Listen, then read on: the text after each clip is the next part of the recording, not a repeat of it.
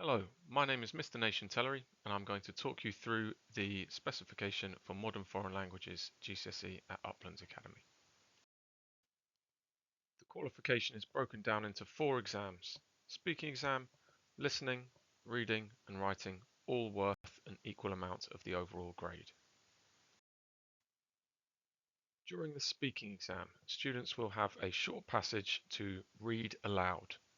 They will then do a role play activity, such as going into a shop, booking a table at a restaurant, for example.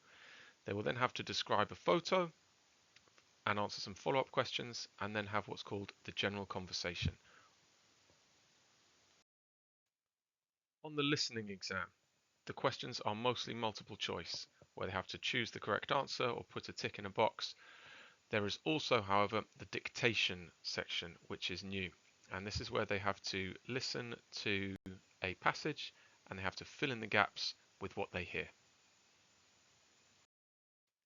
The reading paper is also very similar. There are multiple choice questions and some questions where the students have to respond with 1 or 2 word answers.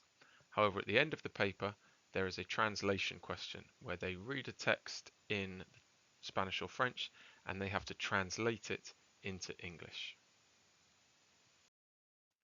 There is then the writing paper where they have to answer a couple of extended writing questions and they have to do a translation from English into either Spanish or French, which is one of the more difficult skills within linguistics.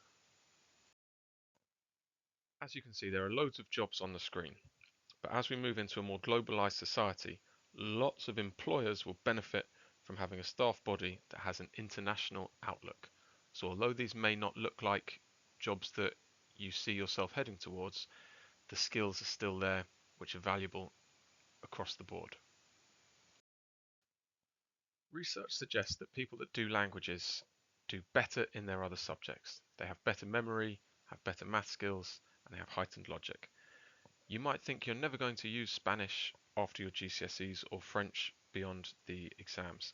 However, what we're really teaching in our lessons is communication skills. We're talking about how to talk to people who are different to you. We're discussing presentation skills. It's really critical thinking, how to engage with a world beyond the local area. We're improving people's confidence and improving people's ability to connect with one another. That's what we're really learning when we learn a language.